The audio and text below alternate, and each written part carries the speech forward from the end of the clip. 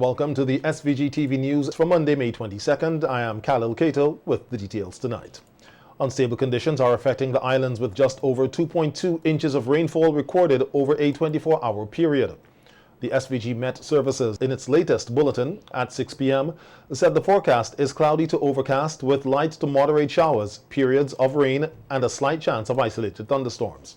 Sea conditions are slight to moderate in open waters with swells from 1 to 2 meters. While no marine warning or advisory is in place at this time, the weather advisory, however, urges residents and motorists in areas prone to flash flooding and landslides or near rivers or streams to exercise caution.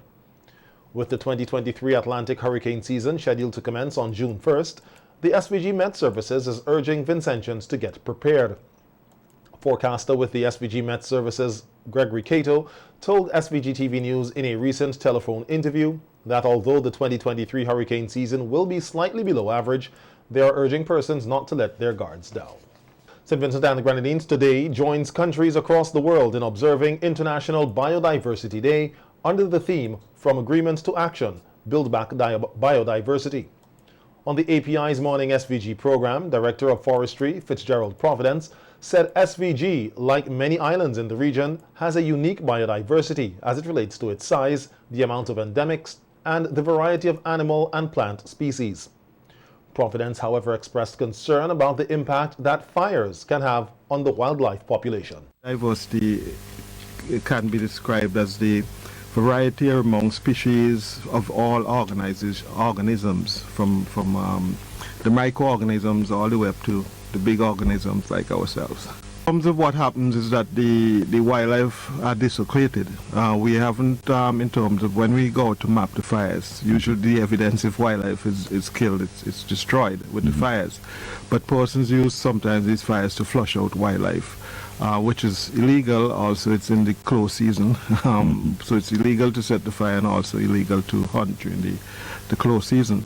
So we, in terms of the impact on wildlife, you would have the impact in terms of those species that live in the coastal dry woodland and grassland areas like the iguanas, also the manikou.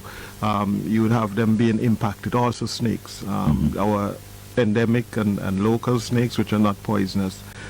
They would be impacted by this also, along with our other endemics like the green lizard and so on, because they can't move as fast as the fire occurs, so they get destroyed during that time. And a slight correction, that was Providence speaking there on NBC Radio's face-to-face program. Providence urged Vincentians to desist from starting malicious fires, which he said can displace the wildlife population and human livelihood. He also urged tour guides to ensure that visitors and tourists only observe the forest habitat and not to have them remove items for personal gain. Tell people, we know the rains have started and maybe the dry season is finished, but when you're burning your bush on your private land, you control it, right, so it doesn't get out of hand. Also, you don't start fires maliciously, because they spread and they can cause damage to both the biodiversity but also to human life and property. And also in terms of our endemism, it's World International Day of Biodiversity. We need to know what we have, even down to our insects. I know people are afraid of insects, but we may have endemic insects here that we need to protect. Well, we do, and we will have a listing out in terms of the education process, in terms of the unique insects we have. We don't know of any being poisonous, but we ask that we all protect them in terms of our insect population. And also when persons go into the forest, maybe persons touring tourists and so on, don't allow them to take what we have. They're in the forest, they're enjoying the forest, don't let them take trophies. Because you don't know what the intention of those trophies are. Because our biodiversity is very important. It's actually an intellectual property. We are making attempts to sign on to the Nagoya Protocol, which is a part of biodiversity in protecting the intellectual property of each country's biodiversity. And we know persons come under the guise of tourists, or we're just taking a few animals, and they're actually looking at to research it and actually to gain profit from the exploitation of these species. Minister of Agriculture, Forestry, Fisheries, Rural Transformation, Industry and Labor, Saboto Caesar, is on an official visit to the Republic of Cuba. During his stay, Minister Caesar is expected to meet with Cuba's Minister of Agriculture, Yadiel Perez Brito, as well as small farmers and agro-processors along with technicians. St. Vincent and the Grenadines has benefited significantly from the relationship with the government and people of Cuba through their assistance in the 2015 Livestock Production Initiative. Minister Caesar believes that the growing demand for cattle to be exported from SVG has created an opportunity for the expansion of cattle production with the continued assistance of Cuba. According to the Ministry of Agriculture, while in Cuba, the minister will meet with several livestock technicians and will hold talks with General Director of Livestock, Alan Rodriguez Leon, on enhancing the national herd. Discussions will take place in exploring the possibility of having skilled agriculture producers assist in the transfer of knowledge in tropical agriculture production systems. The ministry says the minister's visit will also seek to focus on the agro-tourism industry and its continued elevation within the agricultural sector. This is the minister's first ministerial visit to Cuba. It is being facilitated by Cuba's ambassador to St. Vincent and the Grenadines, Ambassador Jose Manuel Ventura, and St. Vincent and the Grenadines' ambassador to Cuba, Ambassador Ellsworth John and Charmaine Tappan John, through the Ministry of Foreign Affairs. Minister Caesar is expected to return to the state on Friday, May 26th. This country's Attorney General, Grenville Williams, has welcomed the commencement of proceedings on the e-litigation portal for the court, in particular the magistrate and family courts. The e-litigation portal, which was launched here on Friday, marked SVG becoming the 7th member state or territory of the Eastern Caribbean Supreme Court jurisdiction to roll out the portal. Williams told the gathering that change is a constant in life and not to fear, but rather it is an opportunity for self-growth. It is an opportunity for growth, self-improvement, enhanced innovation and effectiveness, and that the e-litigation portal will help the court system greatly. I am certain if you go to many offices, you will see bundles of files stored there, paper files. Imagine asking someone to identify or locate a document from 5 years ago. They would have to go and look through each of those physical paper files. That is time consuming. It is ineffective, inefficient, and in many cases, they may not be able to locate or identify the file. Even if we speak of files of more recent vintage, as lawyers, it would appear that we are drawn to papers, reams and reams of papers, and therefore, even for recent files, it will be difficult for us to locate easily and precisely the documents that we are seeking. I have heard of many instances where files cannot be located for various reasons. I think because we are in a culture of using significant amount of paper.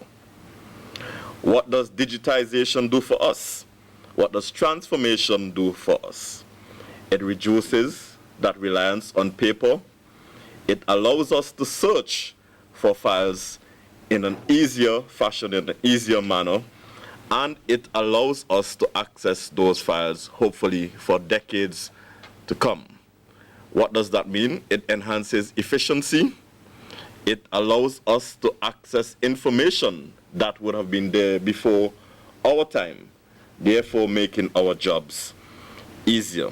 Williams said that he's pleased that the magistrate and family courts are joining the High Court and other courts in commencing the proceedings through the portal in both the criminal and civil divisions. Would we need to leaf through bundles, but we can simply sit at our devices, sit at a portal, and undertake research. If the paper file is difficult to locate, you can rely on the digital version. One of the things that's important is education and awareness.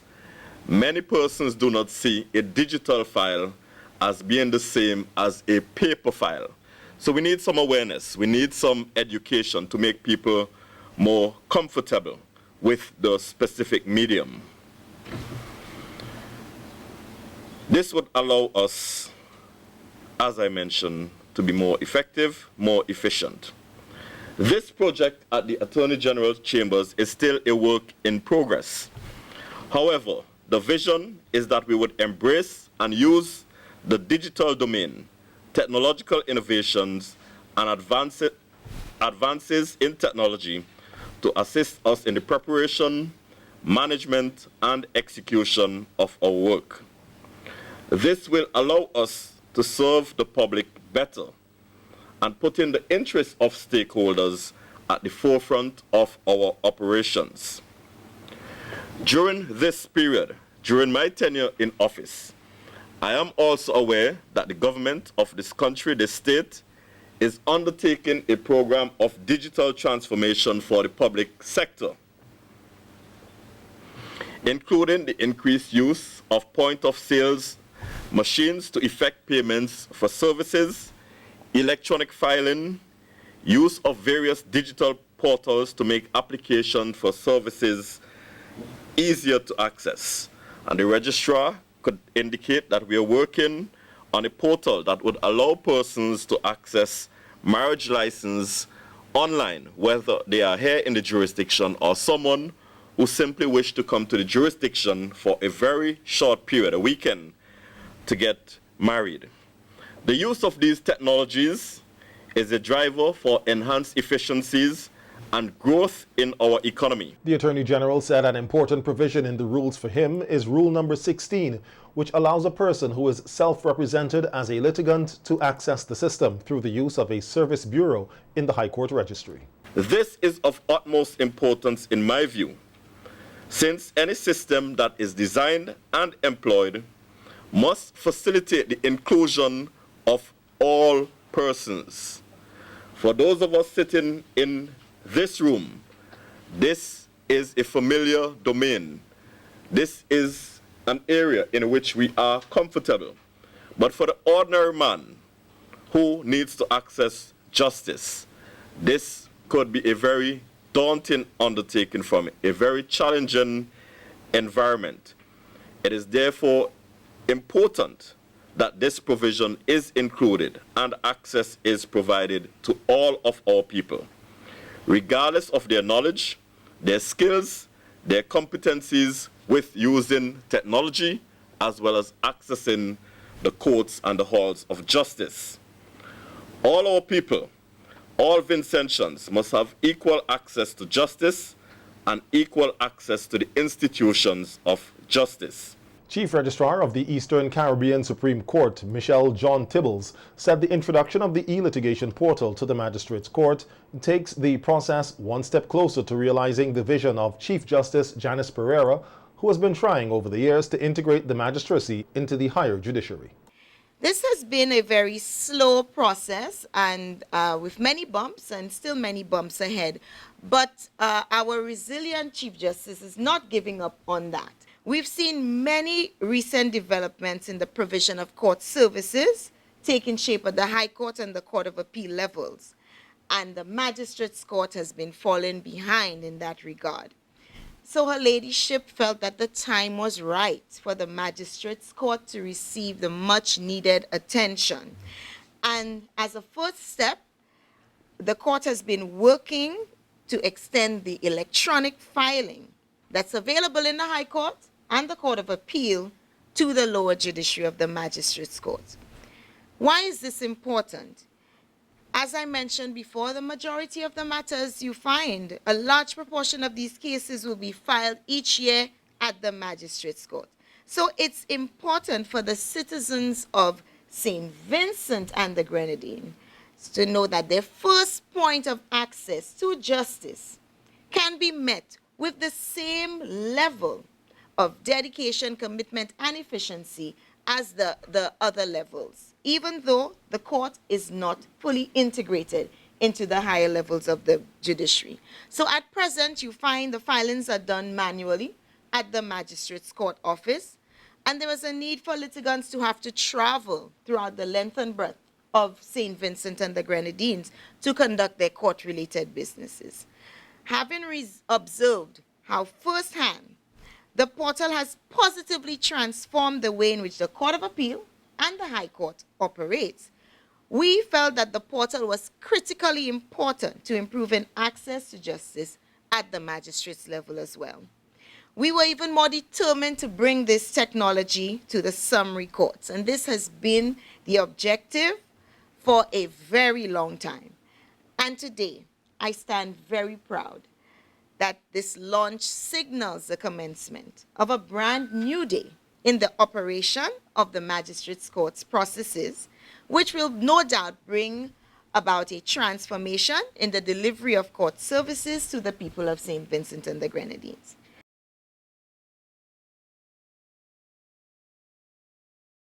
At the initial phase of the portal, which went live on the morning of Thursday, May 18th, will encompass all new civil proceedings relating to family matters in the family court, and it is their hope that the implementation in other civil and criminal matters will follow soon after, hopefully by the end of the year.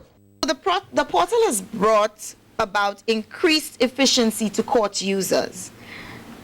The ease of filing, ease of serving, ease of paying, ease of accessing and managing electronic documents at any time, online, 24/7, as we would say, 365, from anywhere in the world, on any mobile device with an internet connection. You get the picture. The services offered by the portal will be unaffected by natural disasters and even pandemics. And in our region of the world, we know that it is a very real and present concern. June is just around the corner. Period June to November. Normally we walk on eggshells in that period. The portal will continue to contribute towards increasing the transparency of court services as well as access to the court by litigants. So the experience of lost or misplaced files, and we heard the AG speak about it briefly, or documents being delayed due to their management, this will slowly become a thing of the past. And I don't know about you, but I am so thrilled about that, because from a registrar's perspective, I can tell you the headache it brings when our files leave our custody and go walking on their own. So we look forward to this not happening anymore. And there'll also be significant cost savings to the court as well as the stakeholders. And everybody loves a cost saving, no matter what it is. Ladies, we go shopping, we see a sale on a Coach bag, we're happy to have that. It's cost savings. So it's no different in the court as well. And the days of legal practitioners and litigants having to travel to and from the magistrates' court across St. Vincent and the Grenadines, that is over, I dare say. In regards to the security features of the portal, which is a cloud-based platform, the Chief Registrar of the ECSC gave the assurance that it maintains world-class data protection standards. Users are assured that court documents uploaded onto the portal will be safe and secure. User accounts and passwords are also very protected. And court documents, once they are filed on the portal, they cannot be manipulated, they can't be deleted, they can't be adjusted. Not even by persons on the inside, the court staff, or anybody, okay? And there are many other added security benefits. The key point to emphasize is that all of these features, when pulled together, will lead to a greater efficiency in the court process, speedier resolution of cases, greater cost savings to court users, and ultimately the government of St. Vincent and the Grenadines. At every similar launching ceremony, members of the bar as well as court staff have extolled the many benefits being derived from using the portal. These benefits are even more so apparent when one considers the many challenges to the administration of justice that we have faced over the last few years. And I wish to indicate that the buy-in by legal practitioners and litigants alike has been significant. So while the implementation of the portal in the magistrates' court will result in many changes to the traditional ways of doing things in St. Vincent and the Grenadines, We must be willing to embrace change. It is said that change is the only constant, and there cannot be change without growth. Growth without change. The two are synonymous to each other. So we only have to look at our society and the digital trajectory that we are on to see where the world is going. Technology remains a key component of the court's mandate to provide access to a system of justice that is fair, efficient, and effective to the people of St. Vincent and the Grenadines. Noting that the Eastern Caribbean Supreme Court does not want to be left behind as the world moves on digitally, the Chief Registrar of the ECSC encourages all stakeholders in St. Vincent and the Grenadines to fully embrace what the e-litigation portal can achieve in bringing justice to all. At a handing over ceremony of medical supplies and equipment, was held on Friday at the Milton Cato Memorial Hospital. The donation of supplies and machinery costing some $13,000 was made possible by the St. Matthias Charities Incorporated. Over the coming days, there will also be training sessions done with doctors and nurses in the use of the equipment at the hospital. Visiting Dr. Jamal Williams says the ultrasound machine will help to save time and lives in the emergency room. Part of a mission. For many years, we've just not been able to coordinate, and finally we were able to do so. And through much sacrifice of our personal time and our personal energy and funds, we were able to acquire these items. The ultrasounds that we are bringing today, some of your staff here, medical staff, is familiar with them, and so they are aware of the changing force that these equipment bring. Emergency medicine today, the way it's practiced in the United States, what we call POCUS, point of care ultrasound, is an integral part of what we do in the emergency room. It helps us to place IV lines when patients are dehydrated or hypotensive or where nurses or doctors are unable to find vascular access. It helps us to find veins or arteries. It helps us to diagnose pericardial effusions, pleural effusions, heart failure.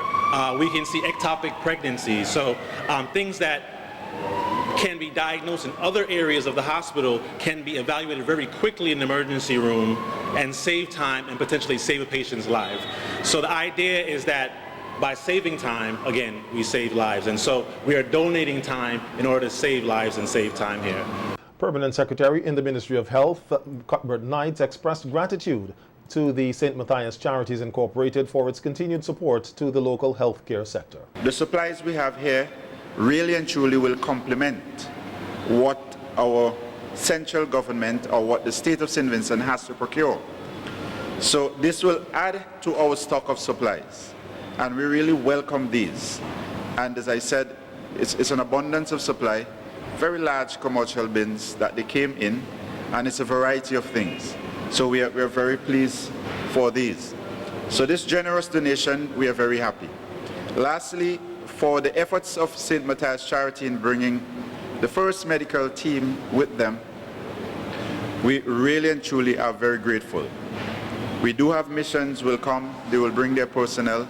You have done the same thing this time around. And I'm particularly pleased to see as well that we do have Vincentians who are on the team, and it is so grateful and rewarding when we can have persons at the level of consciousness that they can say, you know, I need to give back. And what Dr. Williams will be doing over the next 4 days, I mean, his work is not something that we can measure or cost. And what Dr. Cox and Dr. Whitney and the others will be doing as well with our nurses, we're grateful for that. President of the St. Matthias Charities Incorporated, Robert McBarnett, said they are pleased to make the donation to the health sector and to the wider Vincentian community. Is that I pray that the people who are going to be the beneficiaries of this equipment and the people who are going to use them, I pray that you will treat them with care, because they are very expensive. And we have to do a lot to raise the funds so that we can purchase these items. And these machines, they will save lives. They will help to diagnose certain disease. And I pray that they will take care of them, that they will be able to use for many, many years to come. Van operators on the Grenadine island of Bequia today withdrew their service from the traveling public over their dissatisfaction with the condition of the roads on the island. President of the Bequia Omnibus Association, Bradley Lavia, told SVG-TV News in a telephone interview that the strike action is to bring attention to the plight of the van operators on Bequia and to have the situation dealt with urgently for the safety of everyone. Since we was going to school, the road has been this way and ever since, right? And nothing has been changed. It's been just one way all the time, and the roads never getting better. It's always getting worse. So we as van man, we used to have like buying parts like every other week, and then tires and this and that, and then it don't make no sense to drive in a bus because you keep spending back the money you make, and sometimes we gotta take our hands in our own pocket and put it back to maintain our van. Because in Bequia here, they have a saying that if your van is not up to date, nobody gonna catch you. So we always try to keep it up to standard and do the best that we can do. But then now, for the past 3 weeks, we've been complaining, and then we saw a couple accidents happen, and then we say, well, van man always have, everybody always saying that van man always speeding and days are always the worst. So we say to save ourselves and save the public, we're not doing this thing because of we want to strike, We're doing this thing for everybody. It's everybody's safety.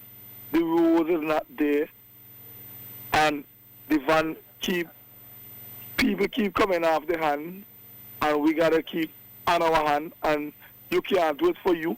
You gotta drive for you and the rest body. So it's like nothing happening and nothing changing. So it's always there. So we said for everybody's safety, we're gonna take a strike. Lavia said they do not have a timeline as to how long they intend to engage in the strike action. We as van men come together and we don't agree. If nothing has been done, we're not gonna drive. We're not gonna walk. So it's up to the public and the government now to say what they're gonna do, because they patch a piece of road yesterday thinking that they can bribe us.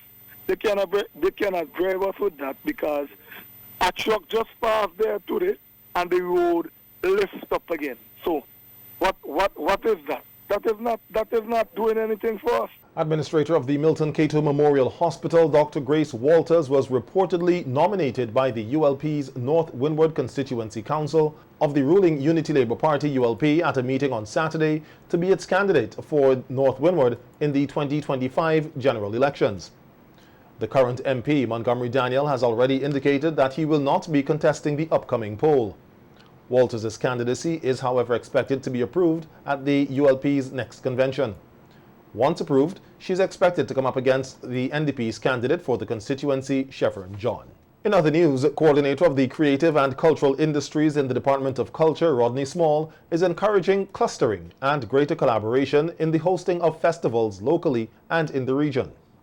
Small was a panelist on SVG-TV's Viewpoint program on Sunday, discussing how the hosting of festivals impacts local economies, what goes into building an attractive festival product, and what are some festival best practices. That is one of the reasons why we don't see a lot of festival on the level in which we see the St. Lucia or the St. Kitts. And I mean, for example, because when I'm doing a festival or when you're doing a festival, I mean, everybody must get involved in terms of from the funding of it. From the funding of it, there should be more collaboration there. From the execution of it in terms of the production teams and the hospitality teams. Sometimes we have situations, and to be very honest, where one man wants to do everything.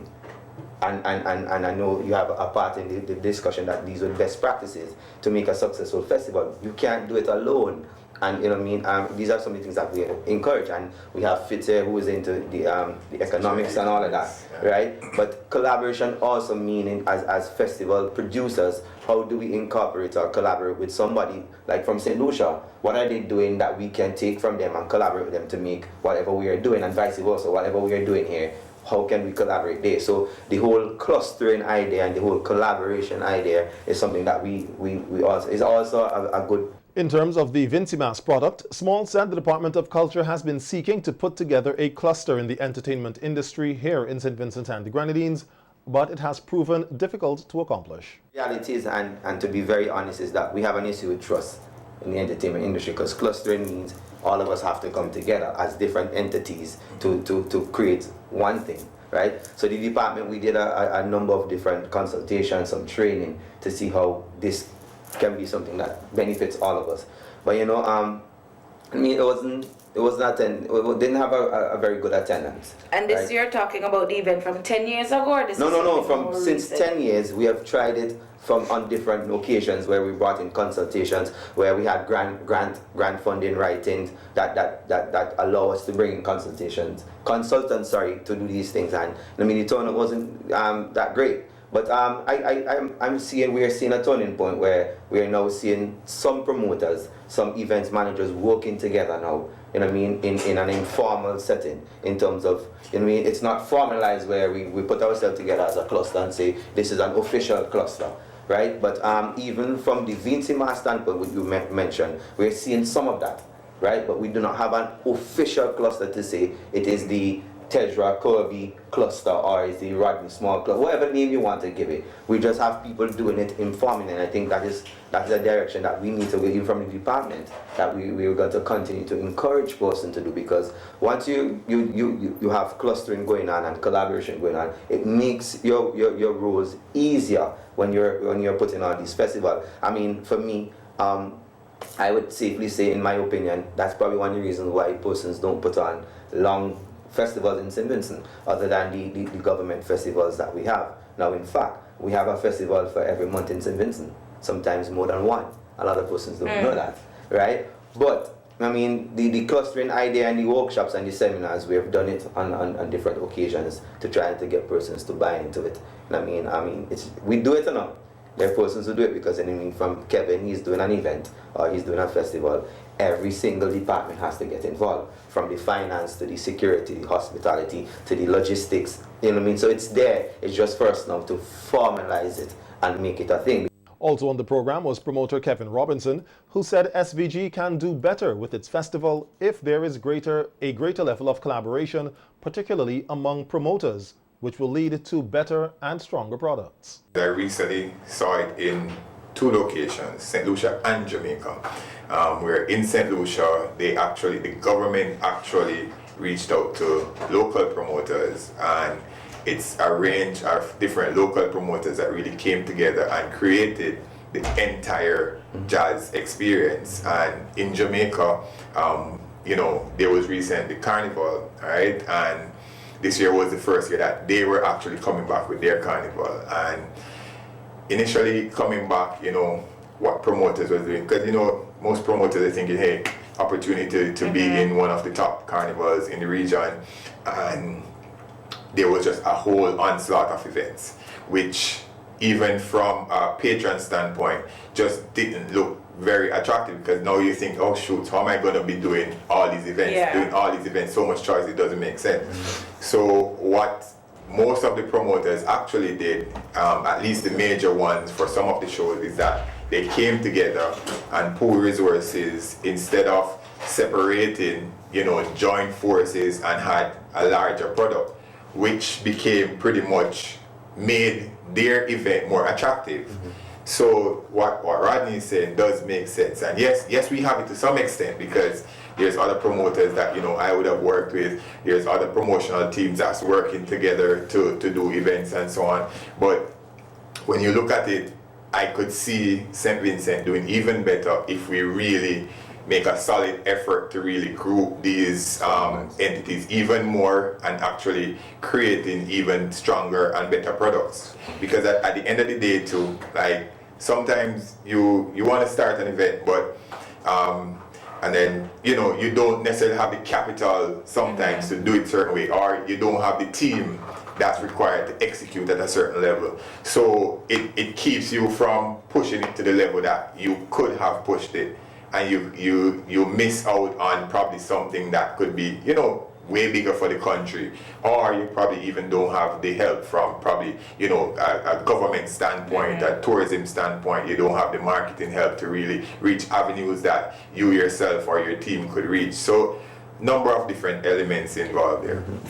Economist and opposition member of parliament Fitzgerald Bramble said when planning for a festival, the focus has to be on what makes the festival unique. All the planning and looking at your target market and who you want to attract, all those things are important. But if you lose sight of the basic tenet of the festival, what is the reason for a festival? What are the benefits that we are hoping to accomplish? You know, you're showing yourself off. You know, St. Vincent is known for what? We're proud of this, and we're hosting a festival to show it off to people. Yes, in today's environment, you know, with all of our global realities and so on, you want to try to make money and, you know, attract tourists and all these kinds of things, contribute to your GDP and all of that. But the basic premise is that the festival it highlights something unique about your area, your community, your country. And I think because sometimes we lose sight of that, particularly carnival, our carnival, in my view, has really lost the effect and the impact that it used to have and that it could and should have, because we lose sight of what is carnival really supposed to be doing. Why are we having carnival? Is it to just have a whole bunch of people coming here and having a good time? No, carnival is supposed to be something that's showcasing something special about St. Vincent. Trinidad has carnival, all the other Caribbean countries have carnival too. But there must be something that we can focus and emphasize that indicates that our carnival, there's something special and unique, and hence the reason why you should come here.